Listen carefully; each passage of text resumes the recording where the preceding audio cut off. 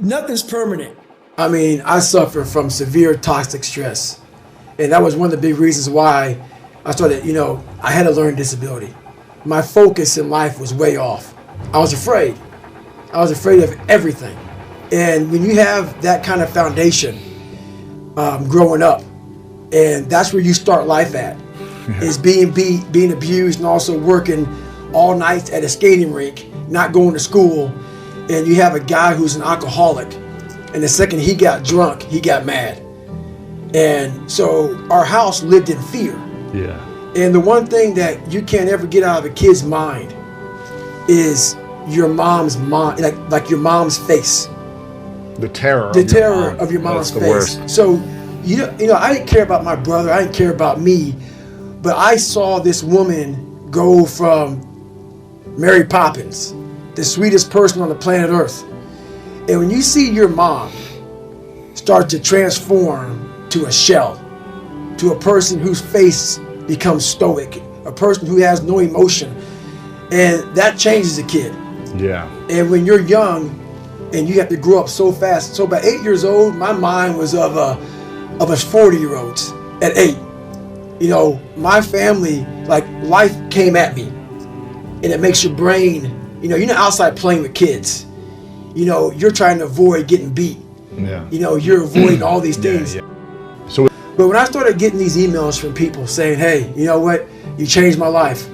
That part changed my life. That part of your story changed my life. And because I have so many different parts of my life that so many people resonate with different spots. Maybe it's the obese part. Maybe it's the bullying part. Maybe it's the learning disability part. Maybe it's the abusive parent part. Whatever it may be. Right. So many people draw from my story, and I started getting these emails. And I was like, God, man, and I'm a big believer in something more powerful than me. I don't know what it is, but I'm not the end all. So I was like, I gotta start doing more. If I'm touching these people's lives, right, a few people here and there. Right, maybe I need to go out here and do some more. Well, I've been talking to people for several years, and I wasn't really big on, like my mindset's very different than most people. Yeah. It's a mindset of, I don't want to be known too much. I don't want too many looky-loos in my life, because that's where I gained my strength. I gained my strength from a place of quiet. And the more I got my story out there, the more I realized it'd no longer be David Goggins, the quiet man. It'd be David Goggins, the guy that's on Instagram, answering this, answering that, because I'm also a guy that's always about, if someone reaches out to me, I'm not going to sit back and say, oh, whatever. I'm going to reach back to you. So it's going to take time out of me trying to gain strength and me trying to get ready to go. So that was a big deterrent for me to get on Instagram and all that stuff. I'm not big on social media anyway. Yeah. But then I realized that God put me in a very interesting spot of life where he made hell my teacher. He made hell my teacher. And a lot of people don't understand that. So I'm trying to give people a different thought process of life where failure, hell, disappointment, discomfort is a great learning tool. And many people don't understand that. And a lot of people won't even understand this interview when we get done with it. But it's these few moments in life that you have. Like for me, I always talk about it. Rocky 1, round 14. That 1 2-minute and 13-second clip of Rocky getting up when Apollo knocked him down. That one clip, when I was going through a very bad time in my life, I saw what I wanted to be. And it wasn't a guy that won. It wasn't a guy that won everything he did. It was a guy that kept getting up after being knocked down. So I realized if that 2 minutes and 13 seconds changed my life, so I was. I saw something that I needed to be in the world I was living in. Maybe my story will give someone the 2 minutes and 13 seconds they need to change their life. Millions of people live in a very comfortable place. That's fine. Don't listen to me. A lot of people are looking for that 2 minutes and 13 seconds. And I might be that person. That's why I start sharing it. I come from my father. I have what he has. And I didn't want to be him. why he made fun of me, why he beat the hell out of me, my brother, and my mom. It comes from a dark place, an insecure, dark place. A good human being doesn't need to break anyone down. All they do is want to build you up. When you get to where you want to go in life, you finally get there, you finally reach that point, and you're there, and you're happy as hell. Realize this, you're not there yet. My whole life is about going into the dungeon and going into that area where I can go through all this shit and become a philosopher. I really am a philosopher, man. A philosopher about the mind, about how far we can go. And the first book didn't do that. And I did it on purpose because no one David Goggins was. So I'm not gonna give you never finished first because I haven't really gone out here and told you who David Goggins is. So now they knew who I was, and now I can bring it to the next level. So one of the things that I've been thinking about is the danger of success making you soft. Mm-hmm. And this must be something that you've battled with over the last few years. Right. More money, more attention, more fame, more free things if you wanted, more opportunities to go places and do stuff with people. Right. How have you dealt with this battle of success not making you soft? You have to cap it. You have to learn to cap success. So what I do is, like right now, I don't like doing podcasts. There's a lot of things I don't do that I have to do now to get the message out there to help people out. And what I mean by capping success, I believe everybody should live their life. So everything that someone says in life, take it with a grain of salt. Take what they give and don't be like, oh, David Goggins said this or whoever said this. No, do not take what I say and do exactly what I say. So for me, what makes me who I am, because my mission is very different than yours or anybody else's. I have to go into a situation where, okay, I'm a guy who wants to make people better. For people to get better, I have to continuously get better myself. For me to do that, I can't just say, oh, I have this resume, the resume is there forever, I'm good. I have to cap my success because for me to help people out, I can't just say I did it once and I'm good. I have to continue to reinvent the wheel of the mind and figure out more and more ways for you to pull. Because if I have a cookie cutter message, it may hit 5 people out of 25. You just failed. My message needs to be in a way where I can hit all 25 people. It needs to be broad enough to where all 25 people may not like the message, but they're getting something from it. And that is evolution. You must continue to evolve. And you don't evolve, for me, in my job, unless I cap myself somewhere and say, okay, you made this much money, get back to fucking work. It's time to get back to work. Stop hearing yourself talk, get off the podcast, don't be on social media too much, cut out all the fucking noise, get back to the fucking mental lab, because that's where the knowledge came from. What's the point? Like, we all have a story. And I believe that we're all teachers. We're all teachers. And if you don't learn something and give back like what you learned, yeah, what's the point of living? And you're wasting. Yeah, you're wasting. You have all this knowledge of what you learned. Some people may think you're crazy. Some people may put a title on you, but it is those few people who are like, you know what, I need to hear that. Mm-hmm. So you have to put yourself out there. About action, and action means less talking and more doing. So that's where I've been. Stop talking, start doing. That's maybe what they see in a 1-minute video, and that's what people believe, but there's a lot of thought behind a person being a born loser, becoming who I am today. You don't just wake up and just rocky the shit. You gotta wake up and think about, there's a process to getting better, and that process is never finished. Nobody cares about your plans. Nobody's impressed by your intentions. All that matters is, did you get it done? Hope is bullshit. When I was going through SEAL training, a lot of people hoped that they would pull us from that cold water. Man, hope ain't gonna get you shit because it's not in your hands. Hope is not in your hands. You can't control hope, man. You can't. It's just hopefully this thing happens. But when you get belief, when you start to create belief, and belief isn't like an after school special. Most people think, oh man, like your mom and dad, you need to believe in yourself.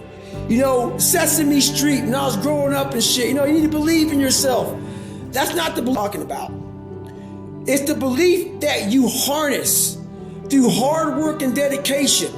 And it's something that you know what you are capable of because you've gone there several times in those dark times. So my belief, why I kept on going back to Navy SEAL training and going back to all these different things, not because I hoped training would get easier. It's because I believed I could make it. Through the training I put myself through, I just wasn't doing and executing as I should.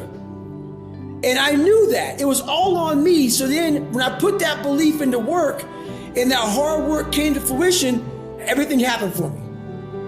The hardest obstacle was myself. I started realizing more and more and more that all these people were gone. What was haunting me was me. I can't control my dad. I can't control the people calling me. I can't control all these things. But they were things that kept me down. It started becoming my reality. My reality was what they made it out to be. And I became the most important conversation you'll ever have with your life, in your life is when you have yourself. And my conversation was absolutely horrifying. What were you saying to yourself? I'm dumb. I'm nobody. My dad was great in mental warfare. A drunk, insecure man will make everybody around him feel like hell. Yeah. Because he wants to give you no power. And that's why he was so mean to my mom and myself and my brother, because he didn't want anybody to get above him. He wanted to keep you down low. So when you're growing up with all of this stuff, all this hate, and it wasn't the beatings. I could take the beatings all day. It was the mental torture. So when at a young age, your parents put a dialogue in you of confidence or you're nobody. So that voice in my head was, I'm a loser. And then it was confirmed when I got in school, and in third grade, I was falling behind. They want to put me in a special school. Yeah. With kids who can't learn. Right. Then it was confirmed what my dad was saying. So that confirmed it. Then I started cheating. So I started realizing, I'm taking the easy way out again. Yeah. And it started snowballing from there. Now the kids are calling me. But it wasn't all the kids. So what happens is you start to get this picture that everybody hates you. Because your reality becomes so big that you can't see the clear picture. It might have been 3 or 4 kids. That's it. Doing it over and over. Right. But it was the whole town. Yeah. Everybody hated me. So the world hates me. That's right. Yeah. And that's when it became toxic.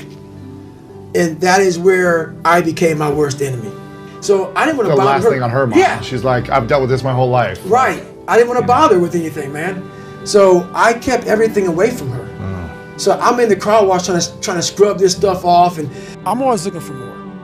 I'm always looking for what's the next thing for myself. How can I grow? And that right there was the next thing for me. And you start questioning yourself why you're here. And there's a lot of growth in that. You have to continue to live your life, or you can choose to be doomed and become a statistic. Like a lot of young people who fall back on their childhood when their childhood wasn't good. He never said any of this though. It was through his actions, by not feeling sorry for me, by how he worked me like a dog, that it came to me that this is what life is. Life is a training ground.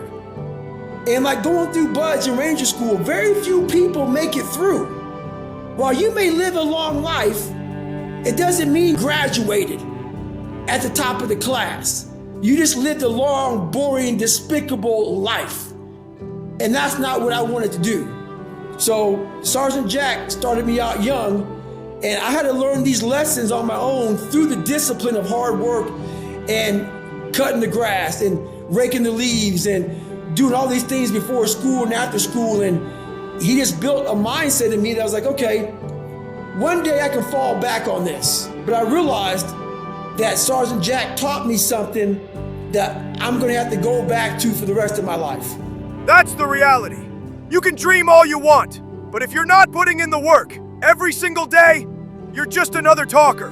The world is full of them. The ones who could have been something. All the knowledge for myself comes from that place. It doesn't come from the place of success. My knowledge does not come from the place of, because for me, I built Goggins from the ground up. I was born David Goggins. David Goggins wasn't good enough. He was a scared, bullied, abused kid who struggled in life. And that kid, whenever something got tough, no matter how hard I trained, no matter how ready I was, whenever something got tough for me, David Goggins, the real David Goggins, would come out and he would quit. So I realized this over a period of time. So I had to build Goggins. And in that process, I had to go back to that mental lab. And that mental lab is at scratch. That mental lab is in that trained humility. And so that's where I get better. I get better when I'm digging holes in the ground, when I'm waking up early knowing I don't have to do these things. That's where I get better. So it's important to stay hungry. It's important to stay hungry, but it's important more to stay humble within that hunger. So while you're hungry, a lot of people are hungry, but humility is everything. You know, I'm not gonna sugarcoat anything. I understand that guy. I understand exactly where you're coming from. That is your personal opinion, and I totally get that. But there's very few people in this world who want to do a job like that. And it takes a different kind of mindset. Is it tear grass appropriate? I don't know. How hard that training is, I don't expect anybody to understand it, but 1%. But the loud voices of this world are the 99% who don't understand exactly what you have to do. That's why when I speak and you don't understand me, it's probably a good thing. Because that probably means I'm in an area of life that you're not in, which is fine. That's why I don't judge people. And this guy right here judging that, unless you've been there and done that, and you really can't speak about it unless you're in those situations that are so hard that it takes a special human being to get through them. You want success? Get it done. You want respect? Get it done. You want to change your life? Get it done. It's not complicated. It's hard, but it's simple. Excuses are a disease. You either feed them or you kill them. Every time you hesitate, every time you delay, you're letting someone else take what's supposed to be yours. No one is coming to save you. No one is going to do it for you. You want the life you dream of? Then shut up, lock in, and get it done. Well, discipline was huge, but then we always fall back on what's comfortable to us. What's comfortable for me was, if it's easy for me, you know, I'm gonna do it. And so when I was going through pararescue training, I ran up against an obstacle that I didn't think I was gonna run up, and it was the water. I hated the water. But I tried hard to get over that. And I would go to the pool and I would try, but my mind wasn't strong enough. David Goggins, even with all the discipline, I didn't have that next level. When you're truly committed to something, not like where you like, you know, I want to be a doctor, but when I run into this roadblock, I don't want to be a doctor. No, I'm going to be a doctor come hell and high water. I needed that kind of commitment. And David Goggins didn't know about that commitment. I knew how to wash a car. I knew how to clean a house. I knew how to, do all these manual labor jobs. But when it came down to true suffering, to the highest of suffering, I didn't have that next level of, we have this next level. David Goggins wasn't enough. So I went into my mental lab and realized, but I want to be great. But I don't have greatness in me. So I had to create a career that was great. And in my mind, I'm really big on visualization. And people may think it's all kind of bullshit, but I don't give a shit. This is the true shit right here, man. I went in my mind, I said, okay, I want to look like this, I want to feel like this, and I want to have a mind that cast iron steel, that never dull, that is always sharp. That was the biggest thing I wanted. I wanted to hit obstacles that most people love, including myself, but I didn't waver. I didn't fear. I didn't run away. I just stayed and marinated in the fear, in the suffering. And through that, building Goggins, I will become Goggins when necessary. And I started to do these things on my own. I had my own training ground. I built a training ground. It wasn't Navy SEALs. If you go to Navy SEAL training not prepared, you're going to quit. So I built this training ground on my own.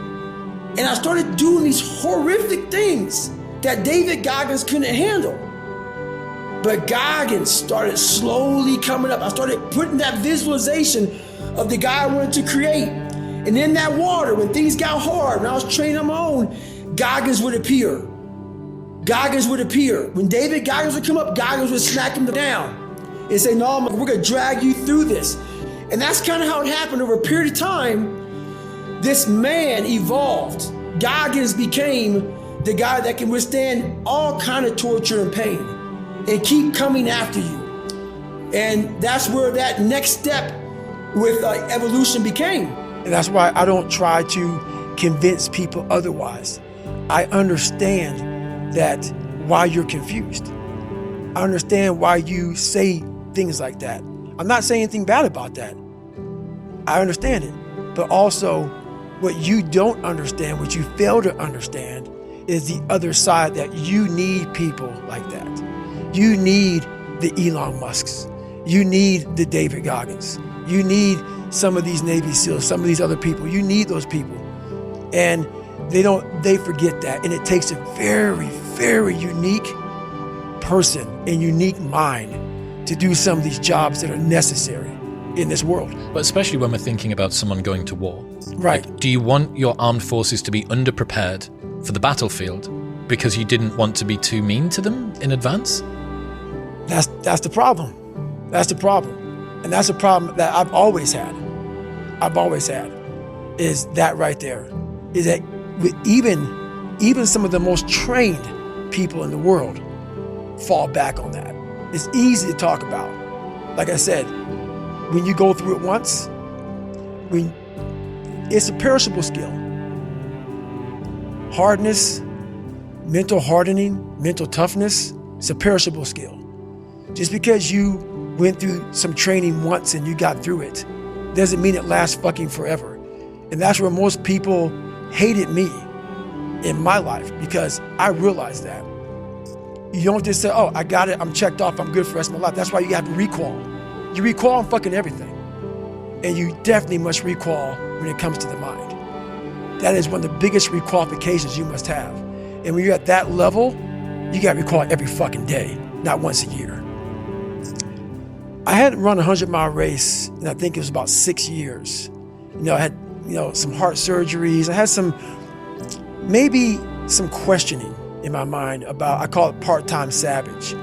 I started kind of going through this. I started getting, a little bit injuries, a little bit of this, a little bit, things that back in the day never slowed me down. It took several years for me to figure out who the devil was. And the devil was my father. The devil was my father, but what I didn't put and never finished was the devil really was me. So what happened was I put all this blame, and trust me, my father and a lot of people had to do with my upbringing on how shitty it was. But like I put in that book, no one's gonna come back and say, hey man, I apologize. Maybe someone does. Very few people will. So today, when all things are said and done with, while my dad was the devil, and I believed that time, I had to confront him. And when I confronted the devil, so what I thought was the devil, I realized that I was the true devil. I was the one holding me back. I was the one looking for the scapegoat. And I was the one looking for all these ways to say, it's okay, David. You're a loser, you're a born loser, so it's okay. And I was hoping my dad was gonna give me that confirmation. And he was a loser himself, but at the end of the day, when I left there, I realized, well, shit, man, it's on me. They're not gonna save you. You gotta save yourself, my friend. So that's when all that reality hit me when I went to Buffalo to see my dad on that drive home. I was like, man, this rest of your life is gonna suck. It is going to suck, not because you're gonna be a loser, but because you're gonna finally start to win. And winning is not easy, my friend. This is what I need every day in my life. I don't need someone to say, good job, David. I don't need a pat on the back. Everything became internal. I started feeling this feeling I never had before. You know, like I thought I was a born loser. And just cleaning a tire and cleaning the car to the best of your ability changed everything. Raking the yard and not leaving one leaf. Not one leaf. And then one would fall and I would get that one leaf. It just became something that was like, okay, I see dirt, don't pass the dirt, clean the dirt. It just started absorbing, and before you know it, man, it just morphed into a man that was like, we gotta get it done regardless. Nothing's permanent. Nothing's permanent. That's why I'm always big on, you have to keep what you wanna be in the front of your mind, because you're gonna always lose it within the suffering. And suffering, people always hear me say suffering, it's not just physical, man. There's so many forms of suffering out here, it's not even funny. And most of them are not physical. Most of them are psychological. So I'm going through this race. I get to mile 200 of my second Moab, and I'm doing well, but I'm in extreme pain, man. Ass is raw. My damn feet are broken. I have 6 layers of tape on my, it's just, I'm jacked, man. I have 40 miles to go. I'm having this woe is me while out here. I'm at high elevation. I can't breathe real well. Everything's wrong. So I'm with my pacer. His name is Mike. And I see this porta potty of sorts. And I'm like, I just need to get off the course. So I lie to Mike. I'm like, hey, man, I got to go to the bathroom. And I go in this outdoor house. There's a bathroom in it. So I went in there, and I'm in there, and I'm thinking, I'm like, God, man, I just wish I would fall into the toilet. You know how like big sinkholes? I just wish I fall in there, man, and maybe I'll break my leg, or maybe something would happen where I can't finish the race. And as I'm talking to myself like this, out of nowhere, Goggins appears in my mind. He's like, man, are you really talking like this, bro? Fear isn't your enemy. It's your damn compass. It points to where you need to go, not what you should run from. You're not scared of failure. You're scared of being exposed, weak, unworthy, a fraud. And that fear, it's winning because you let it. Every time you hesitate, every time you stay silent, every time you talk yourself out of greatness, fear laughs. It feeds on your excuses. It feeds on your comfort. You're not stuck because you're incapable. You're stuck because you've handed fear the keys to your life. You let it decide how far you'll go, how loud you'll be, how hard you'll fight. Comfort is the real enemy. Safety? That's a prison wearing a mask of lies. You think courage means being fearless? Bullshit. Courage is feeling the fear and charging forward anyway. You'll never be fearless, but you can be fear dominant. The only way out is through. So stop negotiating. Stop hiding. Take back control. Fear is your compass. Follow it. Break through, or stay exactly where you are, forgotten.